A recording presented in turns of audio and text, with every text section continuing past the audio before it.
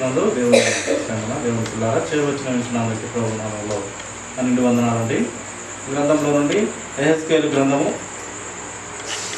16వ అధ్యాయము 4వ వచనము మరొకసారి చదువుకుందామండి. నీ జనన విధము చూడగా నీవు పుట్టిన నాడు నీ నాభి సూత్రము కోయబడలేదు, ఆ శుభ్రమగుటకు నీవు నీళ్ళతో కడుగబడను లేదు. వారు నీకు ఉప్పు రాయకపోయిరి, బట్ట చుట్టకపోయిరి. ఈ పనులలో ఒకటైనను నీకు చేయవలనని ఎవరునూ కటాక్షింపలేదు. నీ యందు జాలి పడిన వాడు ఒకడును లేవకపోయెను. నీవు పుట్టిన నాడే బయట నేలను పారవేయబడి చూడ అసహ్యముగా ఉంటివి. చూడండి, ఇక్కడ యేసుక్రీస్తు వారి పుట్టుకను మనము జ్ఞాపకం చేసుకొనవచ్చును ప్రియులారా. ఆయన సర్వశక్తి సంపన్నుడైనటువంటి మహాజ్ఞాని, సర్వ సృష్టిని నడిపించిన దేవుడు ఈ లోకంలో ఆయన మనల్ని ఎంతో ప్రేమించినాడు. ప్రేమించిన ఆయన ఎంతో ప్రేమించిన ఆ యొక్క దేవుని కుమారుడు ఎంతలా ప్రేమించినాడంటే చాలా ఇష్టంగా ప్రేమించినాడు.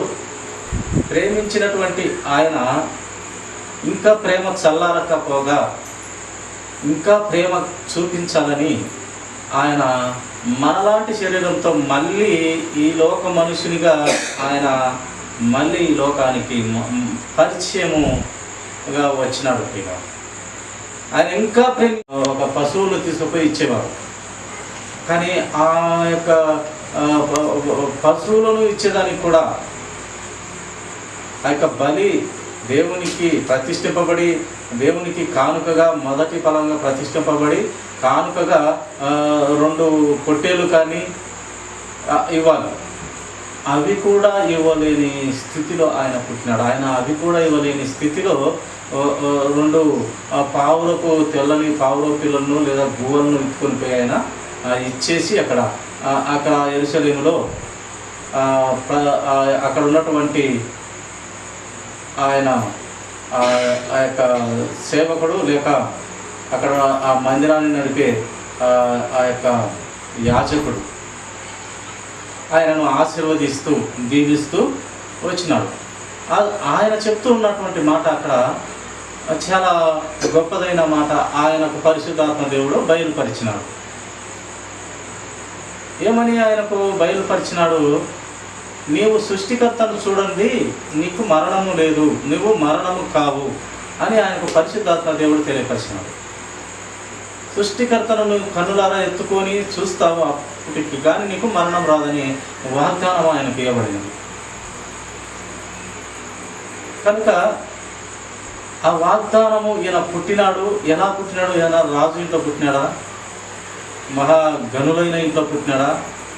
అతి పేదరికమైన ఇంట్లో పుట్టి ఆయన చేతుల్లోకి మొత్తానికి పోయినాడు. చూసినాడు. అప్పుడు ఆయన చూసి, నాదా, రక్షణ నా చేతులలో ఉన్నదన్నాడు ఆ యొక్క యాజకుడు. రక్షణ నా చేతులలో చూస్తున్నాను ప్రభువా, ఇంకా నాకు సంతోషము, ఇంకా నేను మరణం అవ్వచ్చును, ఇంకా నాకు ఏ పరం లేదు, ఏ ప్రాబ్లం లేదు, నీ రక్షణ నా చేతులలో చూస్తున్నాను. మన లోక రక్షకుడు ఆయన చేతుల్లోకి వచ్చేదాకా ఆయనకు మరణం లేదు. ఆ వాగ్దానం కూడా ఆయన పొందుకున్నాడు, నెరవేరబడింది. కనుక ఆయన చాలా పేదరికంలో పుట్టినట్టుగా, విసిరి నేల మీద పడినట్టుగా, ఆయన మీదంట జాలి పడేవాడు ఒక్కడునూ లేదంట. ఆయన ఆ వర్షం పడుతున్నదో లేక ఆ సత్రంలో స్థలం లేక చాలా ఇరుకులు ఇబ్బందులు, ఆ సత్రంలో స్థలం లేక ఆయన పశువుల కోసం తయారు చేసిన ఒక తొట్టిలో పరుండబెట్టి ఆ యొక్క బట్టతో చుట్టి పరుండబెట్టినారు. అలాగా దేవుడు ఆ యొక్క ఇరువురి భార్యాభర్తలు, ఆ పేదరికమైనటువంటి భార్యాభర్తలు ఒక గాడిద మీద దేవుడు ఎలా చెప్తే అలా, పరిశుద్ధాత్మ దేవుడు ఎలా చెప్తే అలా వాళ్ళు నడిపింపబడుతూ 30 సంవత్సరాలు వారి కుటుంబంలోనే ఉంటూ ఆయన పెరిగినాడు. 30 సంవత్సరాల తర్వాత 3.5 సంవత్సరాలే దేవుని బోధ దేవుని పని చేయ ఆరంభించినాడు. ఆ 3.5 సంవత్సరమే ఇంత పెద్ద ప్రపంచానికి ఆయన తెలిసేలా ఆయన క్రియలతో కూడినటువంటి మరణమై మళ్ళీ తిరిగి లేచిన మహా గొప్ప గనుడు ప్రియుల. చూడండి, మరొక లేఖనము ధ్యానించుకున్నామండి. హెబ్రీయులకు రాసినటువంటి పత్రిక 10వ అధ్యాయము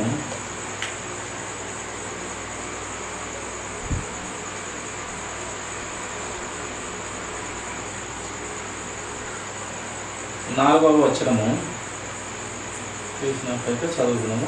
ఏలయనగా ఎడ్ల యొక్కయో మేకల యొక్కయో రక్తము పాపములను తీసివేయుట అసాధ్యము. ఆ కాలంలో అయితే ఒక పాపము తీసివేయబడాలంటే ఆ కాలము ఏది ఆ పితరులు జీవించిన కాలము, లేక ధర్మశాస్త్రము దేవుడు మోసే గారి చేత రాయించి అప్పుడు ఎడ్లు కానీ మేకలు కానీ పొట్టేళ్ళు కానీ బలి ఇచ్చి పాపం పోయింది, ఆ రక్తం చిందించబడి పాపం పోయిందని అదొక అలవాటుగా చేస్తూ వచ్చినారు. కానీ ఆ యొక్క భ్రమలోనే ఉన్నారు. కానీ ఆ పాపాలైతే నిజముగా తీసివేయుట అసాధ్యము. ఏలైనగా ఎడ్లకో మేకలకో రక్తము పాపములను తీసివేయుట అసాధ్యం అంటూ రాయబడుతూ వచ్చింది. పాపాలు క్షమించబడాలి, తీసివేయబడాలంటే ఆ రక్తము చిందించి నిమిత్త మాత్రము సంతోషపడేవారు. ఇదో నేను చేసిన నా యొక్క పాప క్రియల వలన ఇది బలి అర్పించి నేను పవిత్రుడనవుతున్నాను అని అనుకుంటూనే ఉన్నారు. కానీ నిజమైన పాపము తీసివేయట అయితే కాదంటారు. నిజమైన పాపము తీసివేసే ఆ యొక్క శక్తి ఎవరు అని మనం ఆలోచన చేసినట్లయితే అది యేసుక్రీస్తు వారి పరిశుద్ధ రక్తం. ఆయన రక్తం ద్వారానే పాపము తీసివేయబడుట అనేది సత్యం. అప్పట్లో యోబు గారు కూడా వాళ్ళ పిల్లల విషయమై ప్రతిరోజు బలి ఇచ్చేవారు. ఏదన్నా పాపము తెలుసో తెలియకో చేసింటారు యవ్వన పిల్లలు అనేసి ప్రతిరోజు బలి ఇచ్చి ఆయన పిల్లల విషయమై ప్రతిరోజు బలి ఇచ్చేవారు. ఎందుకంటే ఆయనకు పశు సంపద జాతి కనుక ప్రతిరోజు పిల్లల విషయమై ఏమన్నా తెలియక తెలుసో పొరపాటు మాట్లాడిండొచ్చు, నరమాత్రులము నా పిల్లలు అని ఆయన ప్రతిరోజు ఆ యొక్క బలి ఇచ్చేది. వాటిని వాళ్ళు విందుగా చేసుకోవడం జరుగుతూ ఉండేది. కానీ వాటి బలి ఇచ్చినంత మాత్రాన మనకు పరిపూర్ణత పాపము మనకు తీసివేయబడదు. సామాన్యంగా రక్తము చిందిస్తే మన పాపాలు క్షమించబడతాయని ఒక కొంచెము నమ్మకం అంతే, కానీ సర్వపరిపూర్ణత అయితే కాదు. పాపము పరిపూర్ణంగా తీసివేయబడుట అయితే కాదు. సామాన్యంగా రక్తము చిందించుట ఇది ఒక ఆనవాయితీ అంతే.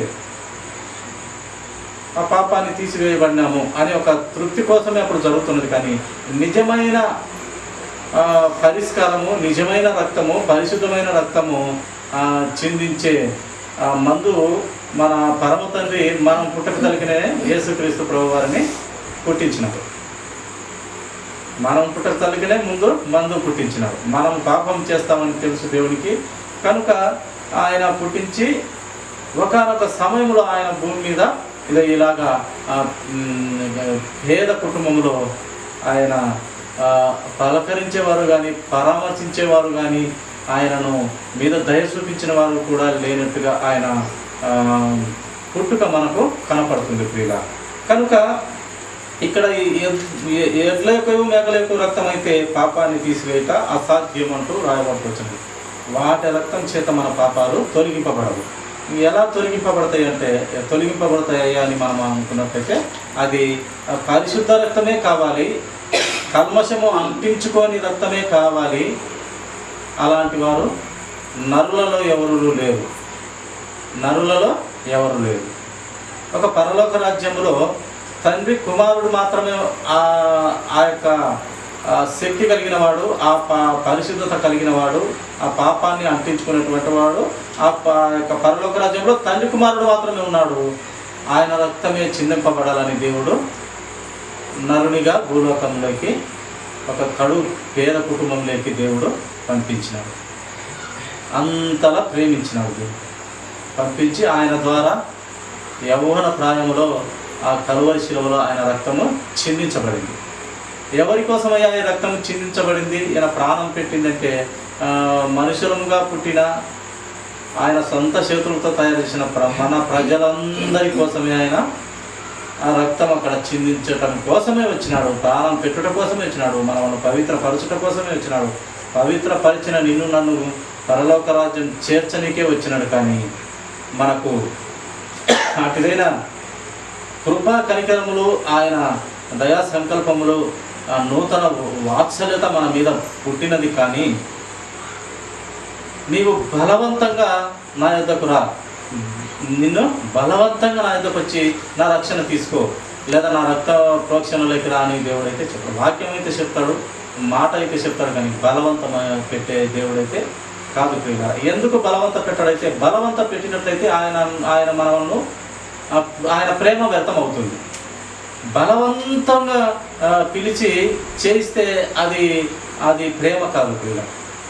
స్వేచ్ఛగా స్వాతంత్రం ఇచ్చి, ఇది పరిస్థితి నాయన, ఇది పరిస్థితి అమ్మా, ఇది ఈ దారిపోతే చెడ్డ మార్గము, ఇది పాపులు వాళ్ళ హేయ క్రియల ద్వారా చేయబడినందున ఆ క్రియల ద్వారా ఈ దారిలో ఈ నష్టం పోయే, మీ యొక్క శరీరాన్ని నాశనం చేసే ఈ దారి, ఈ నరకము పెట్టినాను. ఇదో మంచి దారి, నా మాట ప్రకారము, నా చిత్త ప్రకారము, నా ఆలోచనల ప్రకారము, నా మాట గైకొని బ్రతికితే ఇదో నిత్య జీవము, ఇదో పరిశుద్ధులుండే రాజ్యము, ఇదో నా పట్టణము, నేను తయారు చేసిన గొప్ప పట్టణము, అది మీ అందరి కోసమే చేశాను అని విషయం అయితే చెప్తాడు. దారులైతే ఏ దారిలో ఏముంది, ఏ దారిలో ఏమీ లేదు అన్నీ చెప్తాడు. స్వాతంత్రం ఇస్తాడు, అలాగే పూర్తి స్వేచ్ఛ ఇస్తాడు. బలవంతం మట్టుకు చేయడు దేవుడు. నా దగ్గరికి రావాల్సిందే, నా రక్తంలో ప్రోక్షణలోకి రావాల్సిందే, నా రక్తంలో కడగాల్సిందే.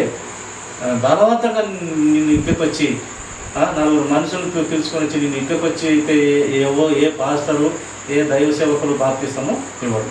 మనసారా విశ్వసించి మనసు మార్పు చెంది ఆయన పాప క్షమాపణ నిమిత్తము మార్పు కలిగి దేవుడిని అంగీకరించి బాప్తిసం తీసుకుంటే తప్ప ఆయన నీ హృదయంలో కూడా అంతవరకు రాడాలి. ఎప్పుడైతే నువ్వు హృదయంలో ఆలోచన చేసి మార్పు కలిగిన జీవితంతో పాపము ఒప్పుకొని యొక్క బాప్తిసం తీసుకుంటావో అప్పుడుగా పరిశుద్ధాత్మ దేవుడు నీ హృదయంలోనికి వస్తాడు కూడా. అది లేఖనము తెలియపరుస్తున్నది. కనుక ఆయన రక్తమే చాలా శక్తి కలిగినది. పాపం అంటనే రక్తం కనుక ఆయన రక్తము శక్తి కలిగినది. అది మన పాపాన్ని తీసివేసే రక్తం. కానీ ఎడ్ల యొక్క మేక యొక్క రక్తంతో మన పాపాన్ని అయితే ఎంత మాత్రము తీసివేయబడదు, అది అసాధ్యము అని దేవుని మాట వ్రాయిస్తూ వచ్చినాడు. చూడండి, లూకా సువార్త 5వ అధ్యాయము, లూకా సువార్త 5వ అధ్యాయము 24వ వచనము ఒక మాట చూసుకున్నామండి. అయితే పాపమును క్షమించుటకు భూమి మీద మనుష్య కుమారునికి అధికారము కలదని మీరు తెలుసుకొనవలెను. మనం ఏం తెలుసుకోవాలంట ప్రియులారా? పాపమును క్షమించుటకు భూమి మీద ఎవరికి అధికారం ఉందంటే ఈ పొట్టేళ్లకు ఎద్దులకు కాదు. మనుష్య కుమారుడైన దేవుని తన సొంత కుమారుడైన ఆయనకు మాత్రమే ఈ పాపాన్ని తీసివేయగలిగిన అధికారము దేవుడే ఇచ్చినాడు. అది మనం మొదటిగా తెలుసుకోవాలి అని లేఖనం మనకు తెలియపరుస్తూ ఉన్నది. పరిశుద్ధాత్మ దేవుడు వ్రాయిస్తూ వచ్చినాడు అని వారితో చెప్పి, పక్షవాయువు గలవాని చూచి నీవు లేచి నీ మంచం ఎత్తుకొని నీ ఇంటికి వెలువని వానితో చెప్పుమనను. వెంటనే వాడు వారి ఎదుట లేచి తాను పండుకొని ఉన్న మంచం ఎత్తుకొని దేవుని మహిమపరచుచు తన ఇంటికి వెళ్ళాడు. కనుక ఆయన పాపాన్ని తీసివేసే మహా గొప్ప దేవుడుగా ఉంటున్నాడు. అతను పక్షపాతంతో పడి ఉన్నాడు. ఏ కారణం చేతనో పక్షపాతం చేత పడి ఉన్నాడు, లేక దేవుని అద్భుతాలు తెలియపరచుట నిమిత్తమే ఆయన పక్షపాతంతో ఉండొచ్చు, లేక అతని పాపాన్ని తీసివేసి ఆ పక్షపాతమును తీసివేయట నిమిత్తమే అతనికి పక్షపాతము వచ్చిండొచ్చు. కానీ దేవుని ఆజ్ఞ మేరకు, ఆ పరిశుద్ధుని నోటి మాట మేరకు చెప్పగా అది ఆ పాపము పోయింది, అతని పక్షపాతము పోయింది. కనుక ఈ శక్తి కలిగిన దేవుడు ఎవరు అంటే యేసుక్రీస్తు ప్రభువారు. పాపాన్ని తీసివేసే మందు యేసుక్రీస్తు ప్రభువారికే ఆ అధికారం కలిగి ఉన్నది. కానీ మామూలుగా అయితే ఎడ్ల యొక్క, మేకల యొక్క, పొట్టేల యొక్క, కోళ్ళ యొక్క వీటి రక్తంతో అయితే పాపాలు అయితే పోవు. కానీ పాపాలు పోతాయని అనుకుంటామంతే. ఆ కాలంలో వారు అలా చేసినారు. మన పితరులు ఆ ధర్మశాస్త్ర కాలంలో వారి తృప్తి కోసం చేసినారు. అప్పుడు ధర్మశాస్త్రమే లేని కాలంలో అలా చేస్తూ ఉండేవారు. ఏదైనా పొరపాటు చేసినప్పుడు ఆ పొరపాటుకు ప్రాయశ్చిత్తంగా అలా చేసేవారు. కానీ మనసులోని కల్మషము, పాపము పూర్తిగా తీసివేయబడాలంటే అది యేసుక్రీస్తు వారి పరిశుద్ధ రక్తంతోనే సాధ్యం. ప్రియుల తెస్సలోనికీయులకు రాసినటువంటి మొదటి పత్రిక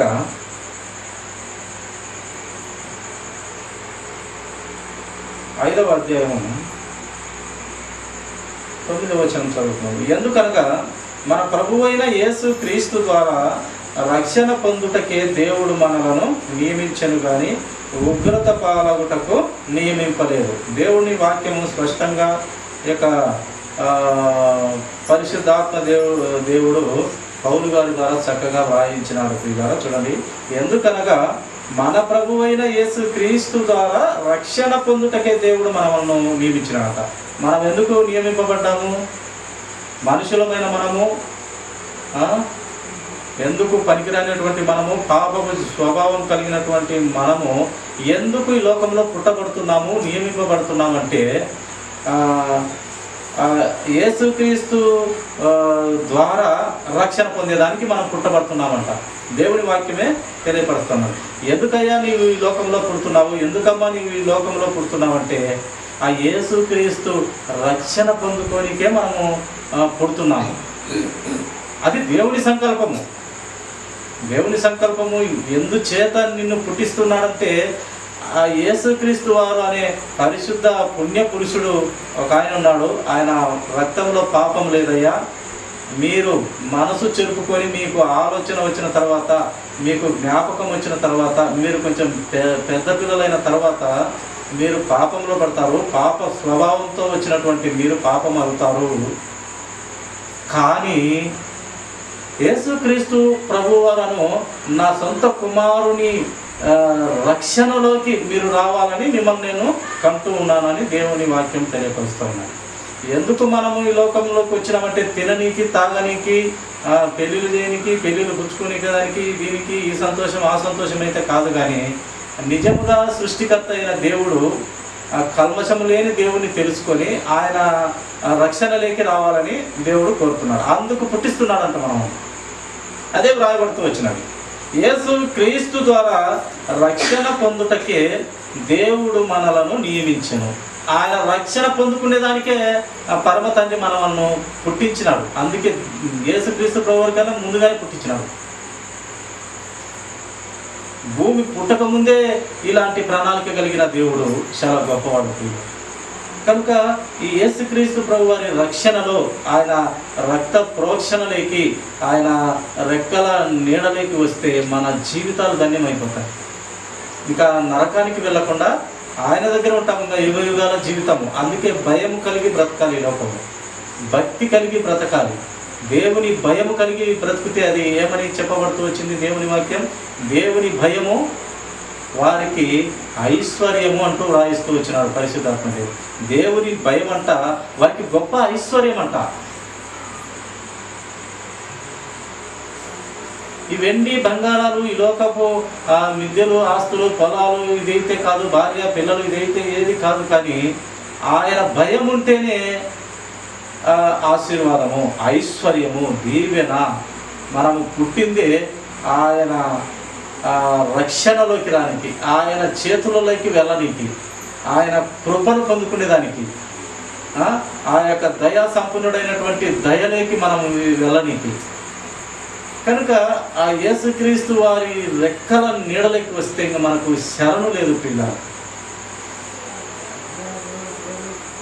అదే ఇక్కడ వ్రాయిస్తూ దేవుడు, పరిశుద్ధాత్మ దేవుడు వ్రాసినాడు, ఆయన రక్షణ పొందుటకే దేవుడు మనం నియమించడు కానీ ఉగ్రత పాలవుటకు నియమింపలేదు. ఉగ్రత పాలు ఎవరికి వస్తూ ఉంది? పరలోక రాజ్యంలో కోటాను కోట్ల దేవదూతలు కలుగునుగా కంటే కలిగినవి. ఆ కలిగిన వాటికి దేవదూతలకు పెద్దగా లూసిఫర్ అనే కెరూబును దేవుడు నియమించినాడు. దేవుని తర్వాత దేవునంతటి వాణిగా ఆ లూసిఫరు, ఆ కెరూబు, ఆ నక్షత్రాన్ని పెద్దగా నియమించినాడు దేవుడు. కలుగునుగాక అంటే కలిగినటువంటి ఆ దేవదూతలకు పెద్దగా, ఆ దేవదూతలలో ఒకడైనటువంటి ఆ లూసిఫరు అన్నిటికీ పెద్దగా అక్కడ నియమిస్తే వాడు ఏం చేసినాడు? అతను మనసు చెప్పుకొని అందం చేతనో అహంకారం చేతనో గర్విష్ఠు ఆడై దేవుని కంటే పై స్థానంలో నేను ఉండాలి, దేవుని కంటే ఒక మెట్టు నేను పైన ఉండాలని మనసులో అనుకున్నాడు. అనుకున్న తక్షణమే ఇక్కడ పనికిరాదు. అది ముందుగానే పరిశుద్ధ పట్టణము, పరలోక రాజ్యము, చెరుపు చేయి పిల్లలు అక్కడ ఉండకూడదు, చెడు ఆలోచన అక్కడ కనపడకూడదని వారు ఎమ్మటే తోసేసినాడు. ఆలోచన పుట్టక ముందు తోసేసినాడు కిందికి. వాడు ఒక్కడే కాదు తోసివేయబడింది, వాడు ఒక్కడ మాత్రమే తోసివేయబడలే. వాడు ఈ దేవుడు ఈ కోటాను కోట్ల దేవదూతలను తయారు చేసినాక వాడు ఇంకా చాలా మందిని చెరిపేసినాడు. వాడు ఆ నాశన పుత్రుడు ఇంకా నాశనం చేసినాడు. అక్కడ చాలామంది మంచివారిని కూడా దేవుని మీద సాడీలు చెప్పి వారి జీవితాలు నాశనం చేసినాడు. ఏంది దేవునికి ఒక న్యాయం మనకు ఒక న్యాయమా అని ఈ నానాకమైన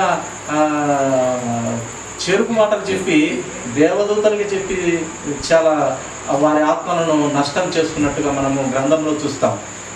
వాళ్ళు కూడా ఈ యొక్క లూసిఫరమ్మడి, ఈ యొక్క ఆ యొక్క దేవదూత అయినటువంటి ఆ కెరూబమ్మడి, ఈ మిగిలిన వారిని తోడున్నటువంటి వారు కూడా తులసివేయబడినారు. కనుక ఉగ్రత పాలవుటకైతే దేవుడు మనల్ని పుట్టించలేదు, రక్షణలోకి రావాలని పుట్టిస్తున్నాడు. ఉగ్రత పాలు ఎవరవుతాము? ఆయన మాట వెనుక మనసు చెరుపుకొని అహంకారము గర్వము పట్టి దేవుని కంటే గొప్పదైన స్థితిలో ఉండాలని గర్వం పట్టితే వారి కోసం తయారు చేసినాడు. ఏదైనా తయారు చేసింది నరకం. మనసు చెరుపుకొని ఉగ్రత పాలు లేకిపోతున్న వారి కోసము తయారు చేసినాడు నరకము. దాంట్లోకి వెళ్ళకురా నా కుమారుడా, నా కుమార్తె అని చెప్తూ ఉన్నాడు, వాక్యంతో చెప్తున్నాడు, సరిదిద్దనికి ట్రై చేస్తున్నాడు. కానీ నాకు ఈ లోకంలోనే, ఈ అపవాదిలోనే నాకు వెచ్చగా ఉంది, ఈ రంగురంగుల లోకమే నాకు కంటికి ఇంపుగా ఉంది అని వాడు మాయలో పడి సాతానుకు బానిసై జీవితాన్ని ఎక్కడికి నాశనం చేసుకుంటున్నాడు? ఉగ్రత పాలవుటకు పోయే ప్రాంతానికి మనమే చేతులారా నాశనం చేసుకుంటున్నాం. నీవు నా చేతుల్లోకి రారా నాయనా, నిన్ను పుట్టించింది అందుకని దేవుడు పిలుస్తున్నాడు. నీకు స్వచిత్తం ఇచ్చి, స్వేచ్ఛ ఇచ్చి, స్వాతంత్రం ఇచ్చి, ఆహాహా నేను రాను. నాకు అపవాది చాలా లోకం చూపిస్తున్నాడు. ఆ తప్పిపోయిన కుమారుడు అంట ఆ తండ్రి దగ్గర ఆస్తి తీసుకొని వాడు విచ్చలవిడమైన తిరిగి ఏం జరిగింది, లాస్ట్కు మొత్తం ఆస్తి అంతా పోగొట్టుకున్నాడు, విచారం చేసినాడు, తిండి కూడా గతిలేక బట్టలు మార్చిపోయి ఆ పందులు తినే పొట్టుతోట నింపుకుందామనే స్థితిలోకి వచ్చినాడు. మనసు చెప్పుకున్నాడు, అంతటితో మా తండ్రి దగ్గర ఆస్తి నాకు నేను వారసుని వాసి తీసుకొని నేను ఈ లోక సంబంధమైన విహారయాత్ర చేయాలి, ఈ లోక సంబంధమైన ప్రకృతిలో ప్రతిదీ అనుభవించి రావాలని పోయినాడు. అంతా డబ్బులు అయిపించుకున్నాడు, వ్యభిచారంలో మునిగి తేలినాడు. ప్రతి ఒక్కటి అయిపోయినాక తిన్నీకి కూడా గతి లేక మళ్ళీ మొదటికి వానికి ఏం ఆలోచన వచ్చింది? నా తండ్రి దగ్గర పనివానిగా చేరిన ఎంతోమంది పనివారు ఉంటారు, ఆ పనివానిగా చేరిన నేను లక్షణంగా తిని బ్రతుకుతాను. నాకు కొడుకు పదవి, ఆ తండ్రి పదవి నాకు ఒప్పుకోడు తండ్రి. నేను కొడుకునని నేను మర్చిపోయి పనివానిగా చేరుతాను. ఏదో ఒక కొత్త వానిలాగా పని నాకు అన్నం పెట్టి చాలు పని చేస్తాననే ఆలోచనతో వస్తే ఆ తండ్రి ఎక్కడో దూరంగా వస్తుంటే అక్కడికి పరిగెత్తుకుంటూ పోయి ముద్దు పెట్టి వానిని పునః చేర్చుకొని చెప్పులు తొడిగించి ఉంగరం పెట్టి మంచి వస్త్రాలు ధరించి గొప్ప విందే చేసినాడు. నిజంగా పరలోక రాజ్యపు పరమ తండ్రి, ఆయన కుమారుడైనటువంటి యేసుక్రీస్తు ప్రభువారు, పరిశుద్ధాత్మ దేవుడు ముగ్గురు కూడాను అట్టి స్థితిలో ఉన్న నిన్ను కూడా క్షమించమని ఒక్క మాట అడిగితే, ఒక్క మాట నా పాపాలు క్షమించాయంటే ఈ యొక్క తప్పిపోయిన కుమారునికి